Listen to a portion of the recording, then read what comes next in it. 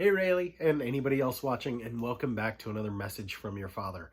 2 Samuel 13 and 14 today is going to continue to deal, and the books hereafter are going to continue to deal with the fallout of David and Bathsheba. So again, all these people are responsible for their own actions. When I say these people, I mean David's family.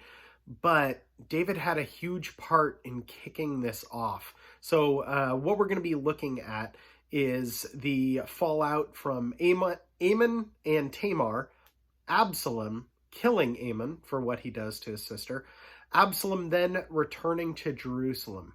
Now, remember, again, this is after David had already defeated the Ammonites, David and Bathsheba, and then Nathan rebuking David. So all this has happened, and yet we're looking at the consequences of this. Specifically today, the consequences that we're going to see are in 13 and 14 of 2 Samuel. So, chapter 13. In the course of time, Amnon, son of David, fell in love with Tamar, the beautiful sister of Absalom, son of David. Amnon became frustrated to the point of illness on account of his sister Tamar, for she was a virgin, and it seemed impossible for him to do anything to her. Now, Amnon had a friend named Jonadab, son of Shimei, David's brother. Jonadab was a very shrewd man. He asked Amnon, "Why do you, the king's son, look so haggard morning after morning? Won't you tell me?" Amnon said to him, "I am in love with Tamar, my brother Absalom's sister." "Go to bed and pretend to be ill," Jonadab said. "When your father comes to see you, say to him, 'I would like my sister Tamar to come and give me something to eat. Let her prepare the food in my sight so that I may watch her and then eat it from her hand.'" So Amnon lay down and pretended to be ill. When the king came to see him, Amnon said to him, "I would like my sister Tamar to come and make some special bread in my sight, so that I may eat from her hand." David sent word to Tamar at the palace, "Go to the house of your brother Amnon and prepare some food for him." So Tamar went to the house of her brother Amnon, who was lying down. She took some dough, kneaded it, made the bread in his sight, and baked it. Then she took the pan and served him the bread, but he refused to eat. "Send everyone out of here," Amnon said. So everyone left him. Then Amnon said to Tamar, "Bring the food here into my bedroom, so I may eat from your hand." And Tamar took the bread and she had prepared and brought it to her brother Amnon in his bedroom. But when she took it to him to eat, he grabbed her and said, "Come to bed with me, my sister." "Don't, my brother," she said to him. "Don't force me. Such a thing should not be done in Israel. Don't do this wicked thing. What about me? Where could I get rid of my disgrace? And what about you? You would be like one of the wicked fools in Israel. Please, speak to the king. He will not keep me from being married to you." But he refused to listen to her, and since he was stronger than she, he raped her. Then Amnon hated her with intense hatred. In fact, he hated her more than he had loved her. Amnon said to her, "Get up and get out." "No," she said to him, "sending me away would be a greater wrong than what you have already done to me." But he refused to listen to her. He called his personal servant and said, "Get this woman out of here and bolt the door after her." So his servant put her out and bolted the door after her. She was wearing a richly ornamented robe, for this was the kind of a garment the virgin daughters of the king wore. Tamar put ashes on her head and tore the ornamented robe she was wearing. She put her hand on her head and went away, weeping aloud as she went. Her brother Absalom said to her, "Has that Amnon, your brother, been with you? Be quiet now, my sister. He is your brother. Don't take this thing to heart." And Tamar lived in her brother Absalom's house, a desolate woman. When King David heard of this, he was furious. Absalom never said a word to Amnon, either good or bad. He hated Amnon because he had disgraced his sister Tamar. 2 years later, when Absalom's sheepherders were at Baal-hazor near the border of Ephraim, he invited all the king's sons to come there. Absalom went to the king and said, "Your servant has had shearers come. Will the king and his officials please join me?" "No, my son," the king replied. "All of us should not go. We would only be a burden to you." Although Absalom urged him, he still refused to go, but he gave him his blessing. Then Absalom said, "If not, please let my brother Amnon come with us." The king asked him, "Why should he go with you?" But Absalom urged him, so he sent him with Amnon and the rest of the king's sons. Absalom ordered his men, "Listen, when Amnon is in high spirits from drinking wine, I say to you, strike Amnon down, then kill him. Don't be afraid. Have I not given you this order? Be strong and brave." So Absalom's men did to Amnon what Absalom had ordered. Then all the king's sons got up, mounted their mules, and fled. While they were on their way, the report came to David. Absalom had struck down all the king's sons. Not one of them is left. The king stood up, tore his clothes, and lay down on the ground. All his servants stood by stood by with their clothes torn. But Jonadab, son of Shimei, David's brother, said, "My lord should not think that they killed all the princes. Only Amnon is dead. This has been Absalom's expressed intention ever since the day Amnon raped his sister Tamar. May my lord the king should not be concerned about the report that all the king's sons are dead. Only Amnon is dead." Meanwhile, Absalom had fled. Now, the man standing watch looked up and saw many people on the road west of him coming down the side of the hill. The watchman said to the king, "I see men in the direction of Horonaim, on the side of the hill." Jonadab said to the king, "See, the king's sons are here. It has happened just as your servant said." As he finished speaking, the king's sons came in wailing loudly. The king, too, and all his servants wept very bitterly. Absalom fled and went to Talmai, son of Ammihud, king of Geshur. But David mourned for his son every day. After Absalom fled, he went to Geshur. He stayed there 3 years. After the spirit of the king longed to go to Absalom, for he was consoled concerning Amnon's death. Chapter 14. Joab, the son of Zeruiah, knew that the king's heart longed for Absalom. So Joab sent someone to Tekoa, and had a wise woman brought from there. He said to her, "Pretend you are in mourning, dress in mourning clothes, and don't use any cosmetic lotions.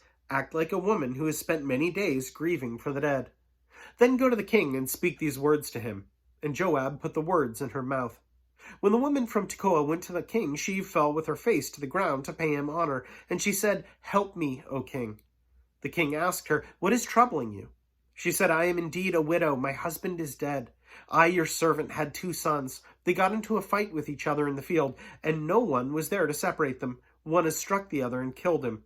Now the whole clan has risen up against your servant, they say.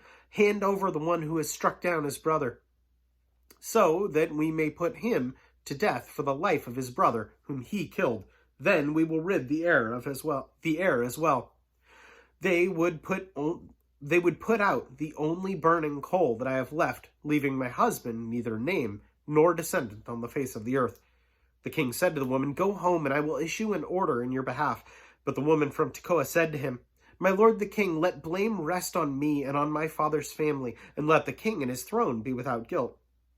The king replied, "If anyone says anything to you, bring him to me, and he will not bother you again."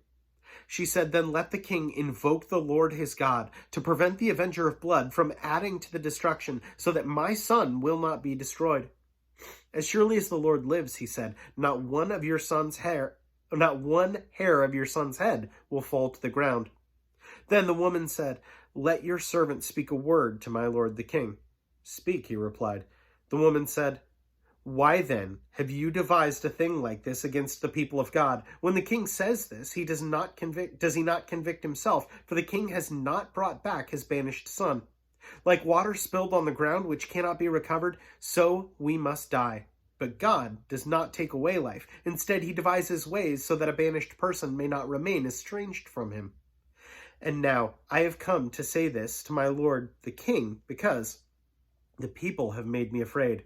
Your servant thought, I will speak to the king. Perhaps he will do what his servant asks. Perhaps the king will agree to deliver his servant from the hand of the man who is trying to cut off both me and my son from the inheritance God gave us. And now your servant says, may the word of my lord the king bring me rest. For my lord the king is like an angel of God in discerning good and evil. May the Lord your God be with you. Then the king said to the woman, do not keep from me the answer to what I am going to ask you. Let my lord the king speak, the woman said. The king asked, isn't this the hand of Joab with you in all this? The woman answered, as surely as you live, my lord the king. No one can turn to the right or to the left from anything that my lord the king says. Yes, it was your servant Joab who instructed me to do this, and to put all these words into the mouth of your servant. Your servant Joab did this to change the present situation. My lord has wisdom like that of an angel of God. He knows everything that happens in the land. The king said to Joab, very well, I will do it. Go, bring back the young man Absalom. Joab fell with his face to the ground to pay him honor, and he blessed the king. Joab said, "Today your servant knows that he has found favor in your eyes, my lord the king, because the king has granted his servant's request." Then Joab went to Geshur and brought Absalom back to Jerusalem. But the king said, "He must go to his own house. He must not see my face." So Absalom went to his own house and did not see the face of the king. In all Israel, there was not a man so highly praised for his handsome appearance as Absalom. From the top of his head to the sole of his foot, there was no blemish in him. Whenever he cut the hair from his head, he used to cut his hair from time to time when it became too heavy for him. He would weigh it, and its weight was 200 shekels by the royal standard.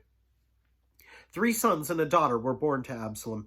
The daughter's name was Tamar, and she became a beautiful woman.